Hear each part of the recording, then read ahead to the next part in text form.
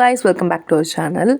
இந்த வீடியோவில் என்ன பார்க்க போகிறோம் அப்படின்னு பார்த்தீங்கன்னா பேசிக்ஸ் ஆஃப் HTML வந்து நான் ஒரு 4-5 வீடியோவாக போடலான்னு இருக்கேன். ஸோ வந்து லெக்சர் மாதிரி இது வந்து அதோட பார்ட் 1 வீடியோ.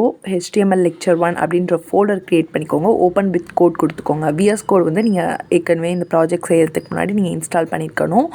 ஸோ அது vscodeோட லிங்க் கீழே கொடுத்துருக்கேன். நீங்கள் என்ன யூஸரோ பார்த்துட்டு நீங்கள் வந்து அதை இன்ஸ்டால் பண்ணிக்கோங்க.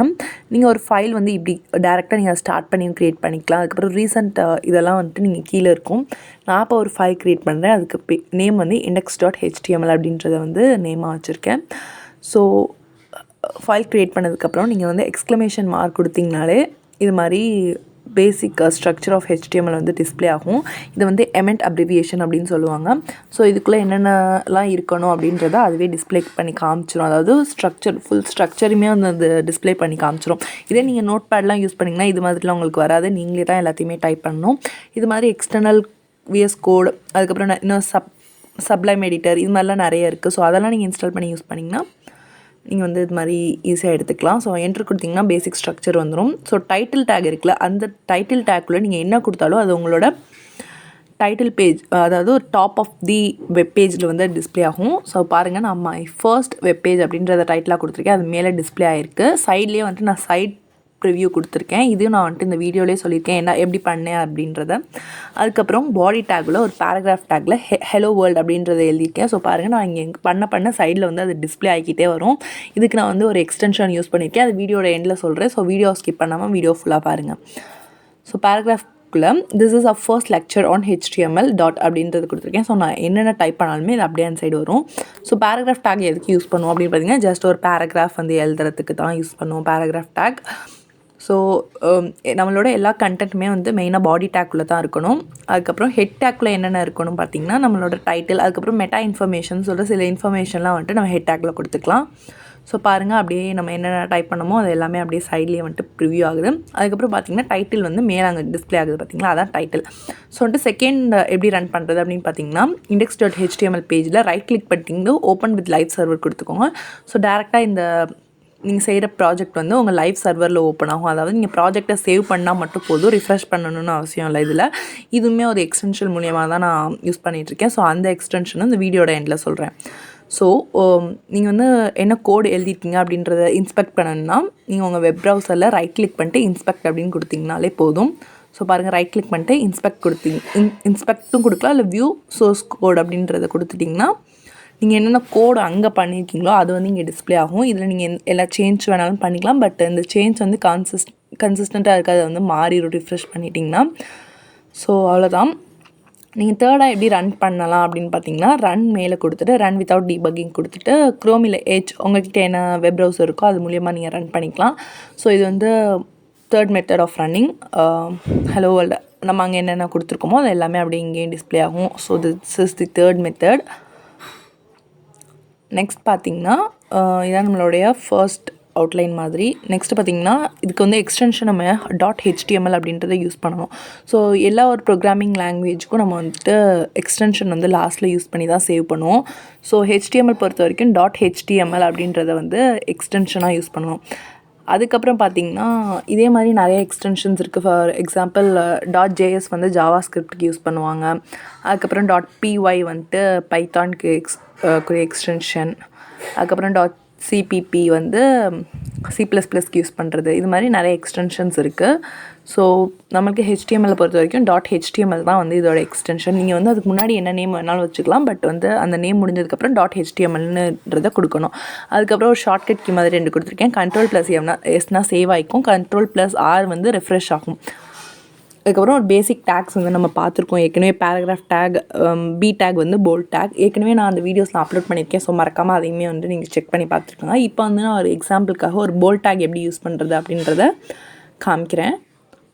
ஸோ நம்ம பேஜுக்கு போயிட்டு this is a paragraph take அப்படின்றத நான் டைப் பண்ணிக்கிறேன்.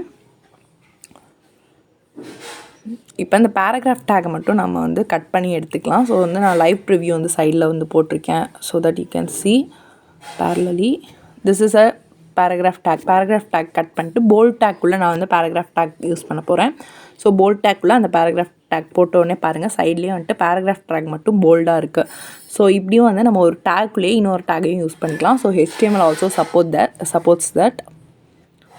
நெக்ஸ்ட் பார்த்திங்கன்னா நீங்கள் வந்து அப்படியும் பண்ணலாம், இல்லை டைப் பண்ணும்போதே நார்மலாக நம்ம டைப் பண்ணும்போதே டேக் கொடுத்து அதுக்குள்ளே பேராகிராஃப் அப்படின்றத டைப் பண்ணிக்கிட்டாலும் சேம் அதே மாதிரி தான் வந்துட்டு டிஸ்பிளே ஆகும்.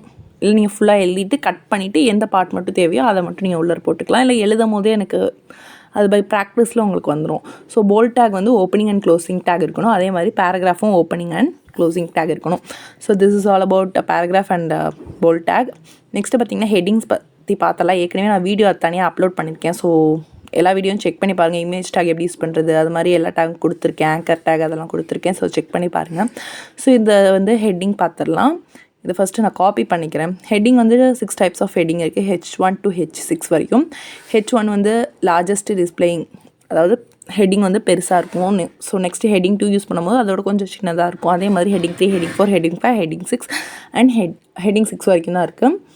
ஸோ ஹெட்டிங் 1 நம்ம எப்படி ரெஃபர் பண்ணலாம் அப்படின்னு பார்த்தீங்கன்னா ஹெட்டிங் 6 சைஸோட 6 டைம்ஸ் வந்து கிரேட்டராக இருக்கும். So that is called heading 1. அதே மாதிரி அது ரெடியூஸ் ஆகிக்கிட்டே வரும். ஸோ சைட்லேயே பாருங்கள் உங்களுக்கு டிஃப்ரென்ஸ் தெரியும். ஹெட்டிங் 1 to ஹெட்டிங் 6 வரைக்கும். ஹெட்டிங் 1 தான் வந்து ஹையஸ்ட் ஒன் அண்ட் ஹெட்டிங் 6 வந்து லீஸ்ட் ஒன். நம்ம வந்து ஒரு மினி ப்ராஜெக்ட்னு சொல்ல முடியாது, ஒரு கான்செப்ட் மாதிரி பார்த்துக்கலாம். ஸோ இது வந்து நம்ம வெப் ப்ரௌசரில் டிஸ்பிளே பண்ணணும். ஸோ இதை எப்படி டிஸ்பிளே பண்ணுறதுன்னு பாருங்கள். ஃபர்ஸ்ட் அவெஞ்சர்ஸ்னு இருக்குது, அது வந்து ஹெட்டிங் 1 கொடுத்துக்கலாம். அதுக்கப்புறம் அயன்மேன், கேப்டன் அமெரிக்கா, ஹல்க் இதெல்லாம் வந்துட்டு ஹெட்டிங் 2 கொடுத்துக்கலாம். ஸோ இன்சைடு வந்து பேராகிராஃபில் கொடுத்துட்டு போல்ட் டேக் யூஸ் பண்ணி அந்த டோனி ஸ்ட்ரேக் அது மாதிரி இருக்கிறதெல்லாம் போல்ட் டேக்கில் யூஸ் பண்ணிக்கலாம். ஸோ இந்த கோடை வந்து நான் ஃபஸ்ட் எரைஸ் பண்ணிக்கிறேன். ஸோ எரைஸ் பண்ணி முடித்ததுக்கப்புறம் நம்ம இந்த இதை செய்ய ஆரம்பிச்சிடலாம். ஃபர்ஸ்ட் வந்து ஹெட்டிங் 1 டேக்குள்ளே தான் இருந்துச்சு, அவெஞ்சர்ஸ் அப்படின்றது இருந்துச்சு. ஸோ ஹெட்டிங் 1 யூஸ் பண்ணிக்கிறேன். இங்கே வந்துட்டு நான் சில எக்ஸ்டென்ஷன்ஸ்லாம் யூஸ் பண்ணியிருக்கேன். ஸோ தட் உங்களோட கோடை செய்யும் போது நீங்கள் கோடிங் பண்ணும்போது உங்களோட டைம் வந்து இந்த எக்ஸ்டென்ஷன்ஸ்லாம் சேவ் பண்ணும். இப்போ வந்துட்டு auto rename, live preview, live server, prettier, auto complete tag இது மாதிரி நான் இப்போ ஸ்டார்டிங் ஸ்டேஜ்னால 6 எக்ஸ்டென்ஷன்ஸ் தான் இன்ஸ்டால் பண்ணியிருக்கேன். ஸோ இன்னும் நான் நிறைய இன்ஸ்டால் பண்ணுவேன். ஸோ இன்ஸ்டால் பண்ணால் எல்லாத்தையும் நான் அப்டேட் பண்ணிக்கிட்டே இருக்கேன். ஸோ நான் என்னன்றதை டீட்டெயிலாக கடைசியில் சொல்கிறேன். H1 டேக் யூஸ் பண்ணிட்டு அதுக்குள்ளே என்ன டைப் பண்ணாலும் இங்கே டிஸ்பிளே ஆகுமா. ஸோ H1 டேக்கில் அவெஞ்சர்ஸ் அப்படின்றத நான் டைப் பண்ணிக்கிறேன். நெக்ஸ்ட்டு ஹெட்டிங் 2 டேக்கில் அயன்மேன் அப்படின்றத டைப் பண்ணிக்கிறேன்.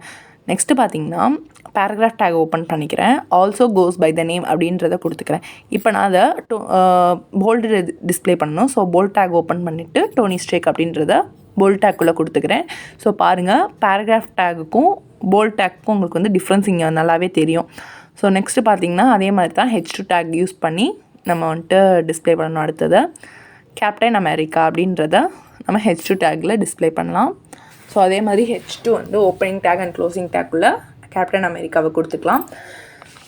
ஸோ வந்துட்டு கோடிங் பண்ணும்போது ஸ்பேஸ் விட்டு டேப் தள்ளி யூஸ் பண்ணுறது. டேப்னால் வந்து 5 ஸ்பேஸ்க்கு ஈக்குவல்.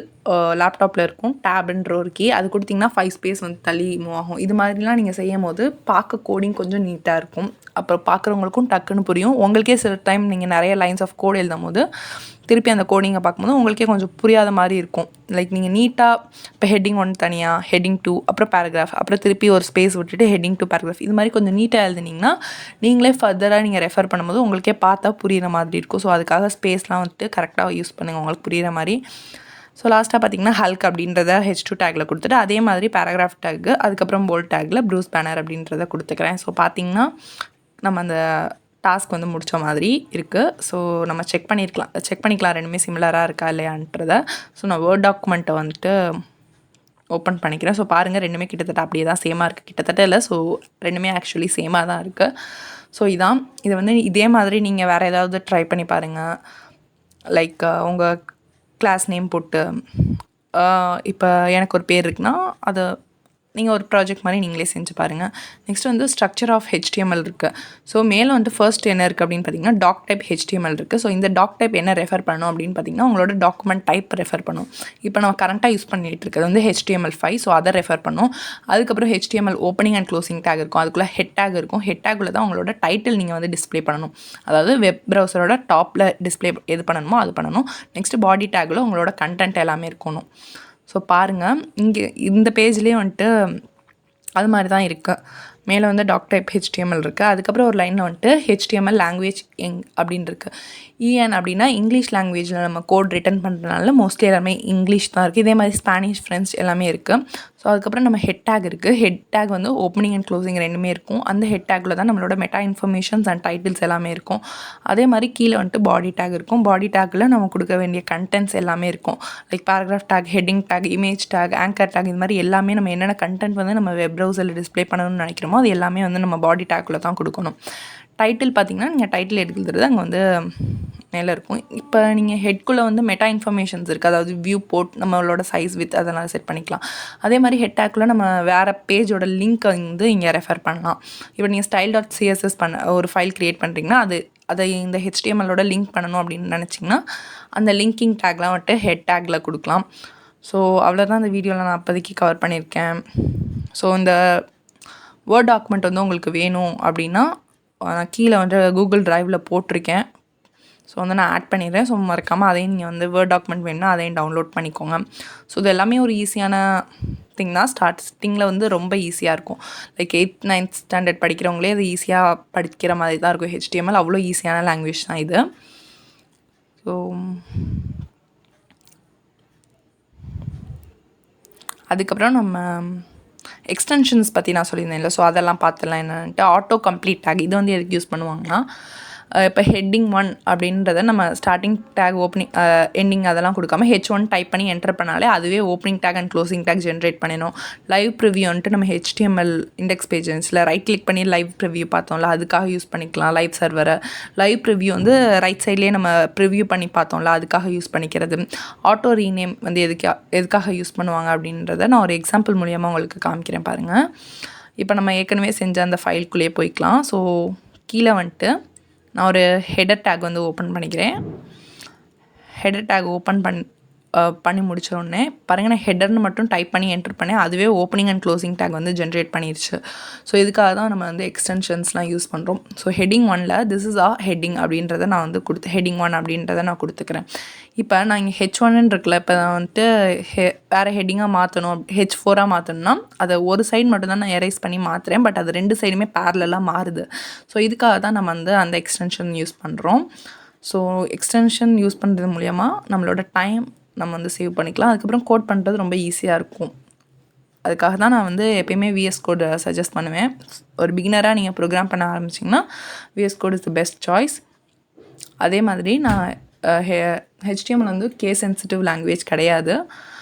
இப்போ வந்து கேஸ் சென்சிட்டிவ் அப்படின்னா என்னென்னு நினைக்கிறீங்கன்னா, அப்பர் கேஸ், லோவர் கேஸ் ரெண்டுமே வந்துட்டு நீங்கள் சேமாகவே கொடுத்துக்கலாம். அது வந்து ஒரு பிரச்சனையும் இல்லை அப்படின்றது தான் இந்த கேஸ் சென்சிட்டிவ். இப்போ பாருங்கள், நான் மேலே வந்துட்டு ஹெட்டிங் 1 வந்து கேபிட்டல் லெட்டரில் கொடுத்துருக்கேன். அதே கீழே அதே இதை நான் வந்துட்டு ஹெட்டிங் டேக்குள்ளே H1ன்றதை ஸ்மாலில் கொடுத்துருக்கேன். ஸோ ரெண்டுமே வந்து ஒரே அவுட்புட் தான் காமிக்கும். நீங்கள் எப்படி வேணாலும் யூஸ் பண்ணிக்கலாம். இப்போ போல்டு டேக்கு ஸ்மால் பியும் யூஸ் பண்ணிக்கலாம், கேபிட்டல் பியும் யூஸ் பண்ணிக்கலாம். அது வந்து பெரிய பிரச்சனை இல்லை.